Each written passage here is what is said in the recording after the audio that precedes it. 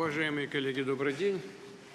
Мы с вами встречаемся, работаем сегодня в Мурманске, крупнейшем городе за полярным кругом, чтобы в комплексе обсудить вопросы на развитие Арктики и Северного морского пути.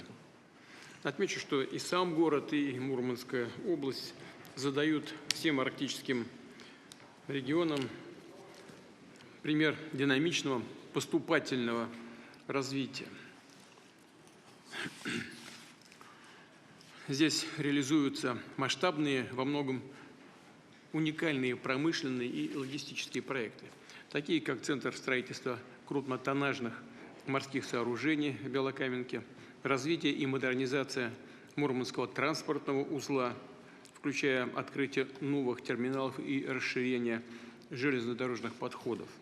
Кроме того, Мурманск – это порт приписки атомного ледокольного флота России. Он, как известно, играет определяющую роль в освоении арктических судоходных трасс, Арктики в целом. И, наконец, на Кольском полуострове базируется наш самый мощный Северный флот, обеспечивающий безопасность арктических рубежей России. Сегодня встречался с некоторыми коллегами, которые рассказывали еще вчера, говорил на этот счет с руководством Министерства обороны, докладывал и начальник генерального штаба о том, как воюют моряки. Еще раз хочу поблагодарить всех за службу, за мужество, которое проявляют североморцы в ходе специальной военной операции. Повторю, здесь, в Арктике, в этом стратегическом и значимом для нас регионе, перед нами стоят масштабные и системные задачи. Предстоит укреплять транспортную, логистическую инфраструктуру, расширить возможности экономики, бизнеса с обязательной защитой чувствительных экосистем Арктики. Необходимо последовательно улучшать городскую среду, благоустраивать населенные пункты Крайнего Севера. В целом повышать качество жизни людей, чтобы у них была интересная, хорошая, оплачиваемая работа, современные системы образования и здравоохранения, чтобы жить в Арктике было по-настоящему комфортно и привлекательно.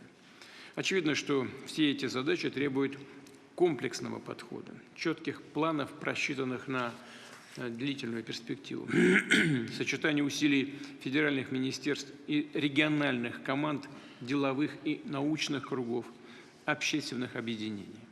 Такая работа развернута в правительстве, а также в рамках морской коллегии.